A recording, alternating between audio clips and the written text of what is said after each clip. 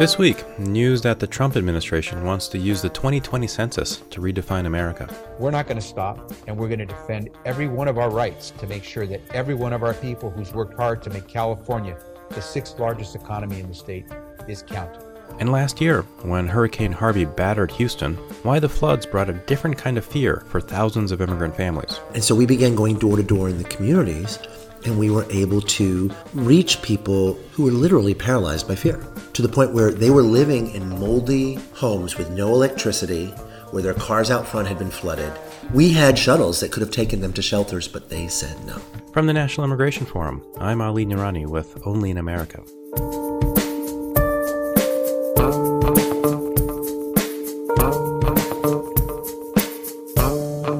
In Los Angeles this week, I met up with my friend Jarrett Barrios, the son of Cuban Americans and the CEO of the American Red Cross in the Los Angeles region. I first met Jarrett in November of 2003 on my first day as an immigration advocate. He was a state senator and I was the new executive director of the Massachusetts Immigrant and Refugee Advocacy Coalition. We would both agree it was a tough meeting, but the beginning of a great friendship. From that first meeting, it was clear to me that Jarrett was dedicated to the immigrant community, that he expected a lot from himself, and that he expected a lot from the organizations he worked with. Jarrett left a career in politics in Massachusetts, abandoning political campaigns for a more direct way to make positive changes. Since then, he's found himself, in the eye of several big storms. We talked about the success of recruiting Red Cross volunteers from the same immigrant communities who are hardest hit when crisis strikes. After the many things I did after that, politics, nonprofit, I came back. In 2011 to run the Red Cross in Massachusetts. Right.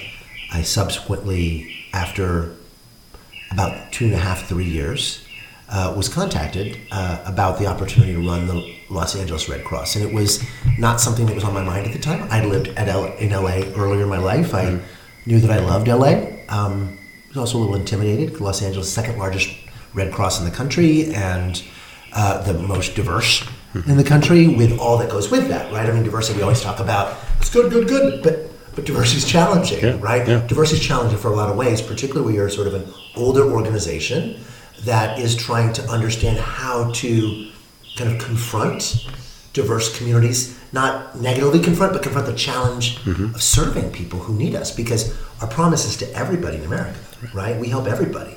Doesn't matter what your color is, doesn't matter what your religion is, it doesn't matter your gender, doesn't matter your citizenship status. So then, when you got to the Red Cross here in Los Angeles, when you talk about diversity, are you only talking about diversity in terms of external facing? What about the institution as Red Cross and its own diversity? Well, couple things with that. So a little educational opportunity about the Red Cross for your listeners. We are, if not the largest, one of America's largest volunteer organizations. And we actually track hours. So we can show you, for example, on the Hurricane Harvey response, 90 to 91% of the hours performed by the Red Cross in service to the communities of Texas and Louisiana after Hurricane Harvey, 90 to 91% were done by volunteers. So if you think about it as a donor, right, and that's an awesome thing. Like 9 out of every 10 hours was completely leveraged by your gift to cover the expenses for the rest of it. So in a community like LA, so let's take Los Angeles County, 10.1 million people, 52% Latino, 18% Asian American, Pacific Islander, but 7 to 8% African American, and yet a lot of our volunteers and a lot of our staff didn't necessarily reflect that. And if we were going to go into communities and be taken seriously, well, it's a fair question, right? Like, I don't have anybody that speaks Spanish. How the heck can I expect somebody who doesn't speak English to open their door when I knock on it to install a smoke alarm? So Hurricane Harvey. I mean, I don't think people understand how the Red Cross nationally is mobilized to a major disaster like that. But then what is the unique talent and expertise that you and your team brings to a place like Houston at that kind of moment? When you get these big events, the expectation is it's kind of like an insurance policy, right? Like we all, or what they would call in among first responders, a mutual aid pact. Red Cross regions from around the country mobilize and immediately set up some of the basic functions of a disaster. And in the days that follow, obviously shelter is the most important thing, and what goes along with shelter is feeding. So we had, at one point, tens of thousands of people in Red Cross shelters. And then what happens after about the first week, when the waters receded, the vehicles start driving the streets. And the vehicles, because not everybody goes to shelters.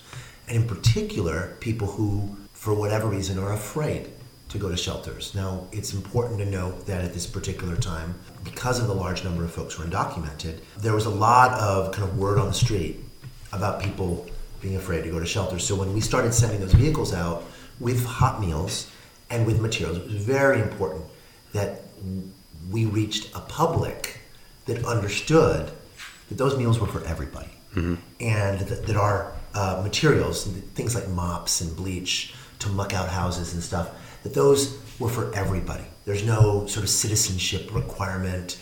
Our commitment is to help everybody, the American people, and by American people we mean everybody in America, to help them in their hours of need. And this was a very difficult time for all Houstonians and a lot of other people on the Texas Gulf Coast. I came to Houston working with what's called the mass care team. These are the folks that do the sheltering and the feeding, but with a specific kind of project. And we were, in some ways, and I'd worked on other disasters in a more limited capacity to really try to make sure we were meeting the service needs of some of our most vulnerable populations, and in particular, folks who were not native English speakers and people who were not U.S. citizens, whether they were documented or not, making sure that people both understood and then were willing and able to kind of go forward, avail themselves of Red Cross resources. So my job in this context, then, you have these people doing amazing work, running shelters. We had one shelter that at one point had 12,000 people in a single shelter. It was a little city, right? My job, my first job, was to make sure that in every shelter we had someone who could speak Spanish. Now that was not hard in a city like Houston. It's diverse enough, right, that you're volunteers, but our volunteer base isn't always such that we could guarantee that we're always going to have somebody that speaks Spanish, particularly in places where we knew the clientele were native Spanish speakers and not necessarily speaking good English. Why is this important?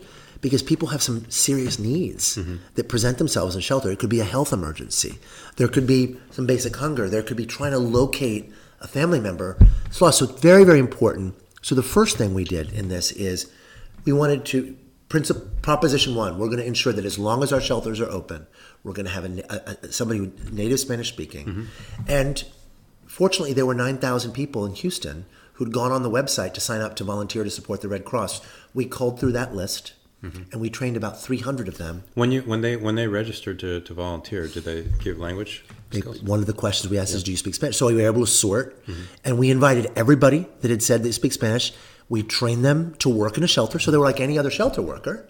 And after the fact, these native Houstonians were now going to be Red Cross volunteers, leaving a more diverse workforce. But in addition to giving the standard course, we added a 30-minute unit on working with the undocumented, because it was very important to us to make sure that people understood, that all of the folks, the Red Crossers, understood that everybody was welcome. And that's a general principle that's not a foreign principle of Red Cross. Our shelters are always open to everybody. But it isn't always the case that people understand, particularly in kind of challenging political times, that politics and other stuff actually causes fear for folks. So some of the people in our shelters don't want to be in pictures. Some of the people in our shelters are very uncomfortable that there are police who are just there to make sure no weapons are coming in to the shelter. Isn't it amazing for somebody, to be in a flood or a hurricane the size of Harvey, it's a life and death moment. But for somebody still to be so afraid in that moment, but still afraid of engaging with what they perceive as the government, or Red Cross is obviously not the government, but it just, to me, as you're talking, it shows that the political fear that has been created in this environment for the community is actually greater than a life or death fear of a hurricane. Right. I'll say something else about that, because it was more visible in the community than in the shelters. When we started to go door to door, so we had lots of volunteers. The Houston folks were great, and it was a delight to kind of find them, to engage them and invite them to be part of the Red Cross solution. And we had a local congressman, a guy named Al Green, who started inviting us he would identify neighborhoods, working with a local group of dreamers who had started an immigrant service organization. a couple years earlier. And it was a very grassroots. I think their budget was maybe, like whatever they collected at the church sort of thing. But they were really good at reaching people, particularly folks who were undocumented. And our desire as the Red Cross is to serve everybody. And if somebody's afraid to come to the shelter, well, then to the best of our abilities, we don't want them starving at home. We don't want them going without a blanket if that's what they need or whatever it is. And so we began going door to door in the communities, and we were able to reach people who were literally paralyzed by fear, to the point where they were living in moldy homes with no electricity, where their cars out front had been flooded. We had shuttles that could have taken them to shelters, but they said no. They said no because of concerns about whether or not they would be able to continue to live in this sort of semi-status that is an undocumented person in the United States today. I met hundreds of folks like that. And our goal in that point was to share information with them about what stuff was eligible to them, reach out to Catholic Charities, services from the city, some of the stuff in terms of information to call about when electricity was going to get restored, basic services. And also to provide food. We took food with us and basic cleaning supplies and make that available to them. And then use that moment to invite them if they would like to come to a shelter, because it's a lot more comfortable in an air-conditioned shelter than a place with no electricity with 100% humidity and it's 90 degrees out. Do you know if anybody who Red Cross helped in Houston, whether they were documented or not, as an immigrant, did they ever go on to volunteer and sign up with the Red Cross? Yeah, we have a bunch of volunteers. Yeah. There was this young man, his name was Cuauhtemoc, which is a very Mexican name. If you have any for your listeners, it's like there was a sort of a Mayan god or an Aztec god. He was, I think, 16. And so one day he starts showing up volunteering. We had a group of it was me and everybody else was a volunteer. An amazing group. I had a woman who was a professor at the University of Texas, Dr. Melissa Torres, Sister Pam. Now, I'm a product of Catholic schools, so you could imagine having a nun. The nun ran the canvases, of course. You're going to show up or else. But she coordinated the canvases with a woman named Maui, who was a Mexican undocumented woman, a doctor in Mexico, and she'd come here because her mother had gotten sick, and she didn't want to leave, and she'd been here for 3 years because her mother was sick here, and she helped. But it was Cuauhtemoc who I remember the most. He was a 16-year-old kid, and he started volunteering because he knew how to set up the internet stuff, right? Like the young people know tech, right? Uh-huh. But pretty soon he started coming with us on these canvases, and he was a dreamer. He's one of those kids. He came when he was 2, and he was a junior. He was about to start his junior year in high school, and he was volunteering 20 hours a day. He didn't want to go home. We had to you have to go home now. You have to go home now. And his house, I think he was in a section of town where they got electricity back after a week. But to see, particularly a young person, so impressed with his ability to make a difference at a very difficult time in the world. There's no greater gift, I think, that we can give that younger generation than an experience where they're making that kind of difference, right? Maybe that's the difference that's going on with the Parkland kids right now, and why it's so important for them to be able to do what they're doing. That they're sort of telling a story, not just to the world, but to themselves. Yeah. That, I can engage with the world to make a difference.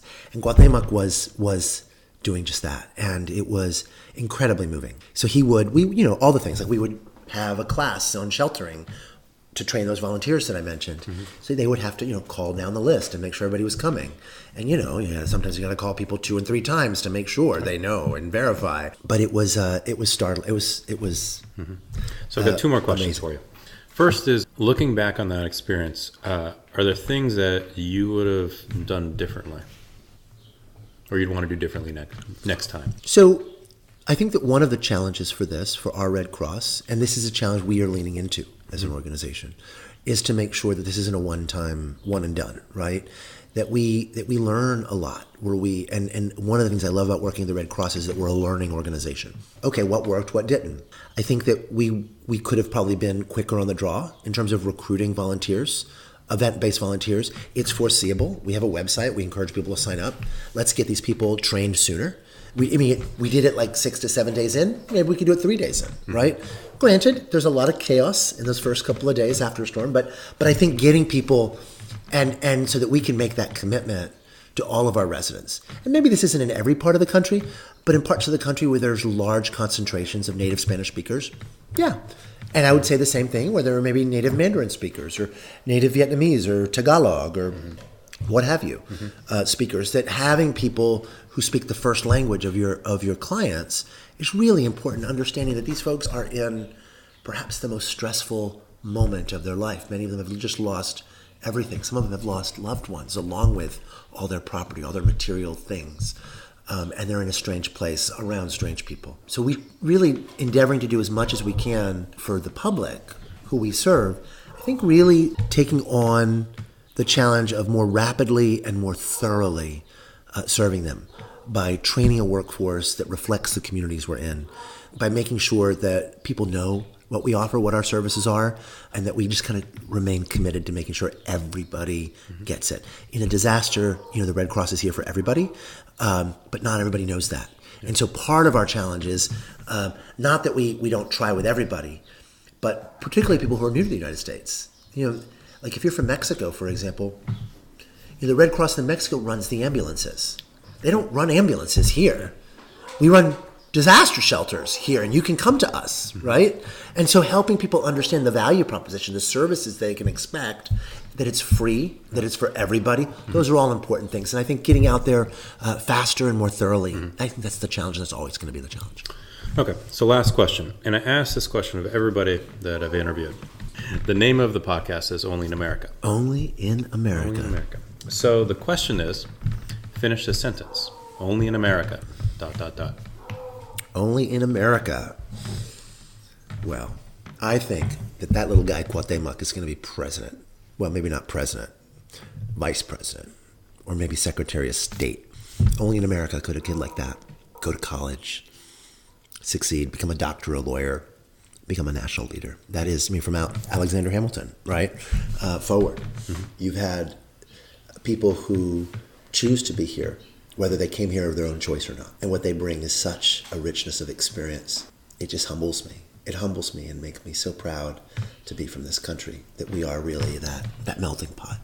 And that hopefully people still find it in them to embrace people not like themselves from other places, but like them in the dreams that we have, because we all want better things for our children. And a country, we want that country that allows us to achieve that. Thank you, sir. All right. I appreciate it. Thank you.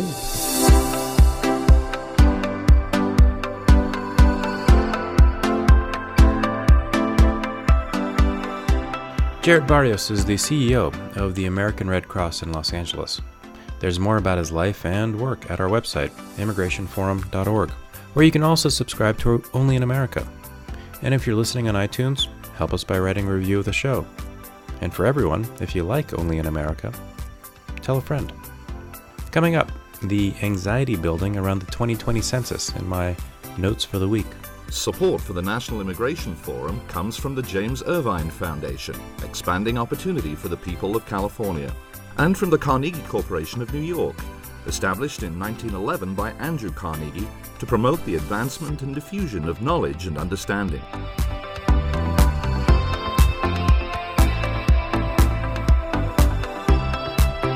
This is Only in America. I'm Ali Noorani.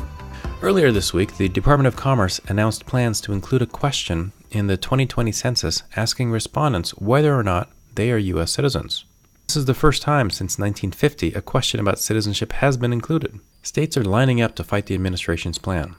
Attorneys general from New York to California believe it's a scare tactic to deter immigrant communities from participating. Javier Becerra, the Attorney General of California, was first out of the gate with a lawsuit. By including a citizenship question, which will diminish response rates, the census will not be able to fulfill its constitutional duty to count everyone. Second, the Trump administration has violated the Administrative Procedure Act, the APA, which prohibits arbitrary and capricious agency actions. We look forward to making our case in court against the Trump administration.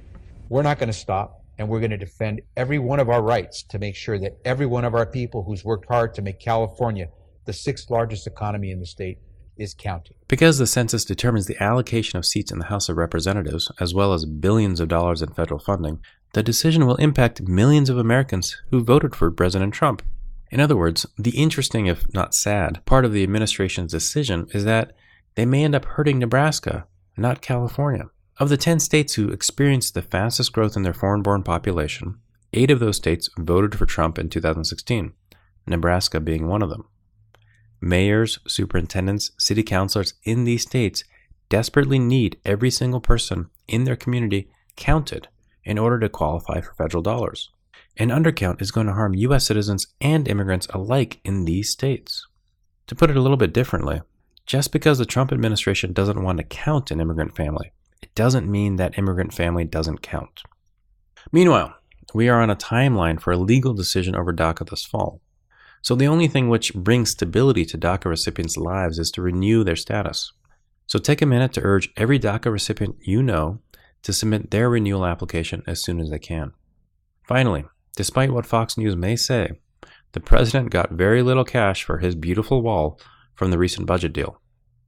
Realizing this, President Trump is reportedly asking the Department of Defense if they could pay for the wall. But then, unbeknownst to the president, Congress would need to vote to amend the budget, which well seems pretty unlikely. Either way, I guess Mexico isn't going to be paying for that wall, after all. I'm Ali Noorani.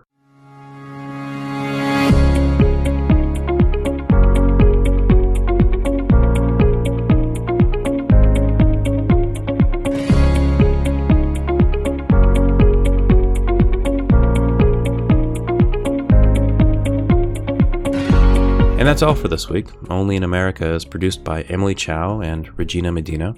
The executive producer is Kathleen Farrell. I'm Ali Noorani. See you next week.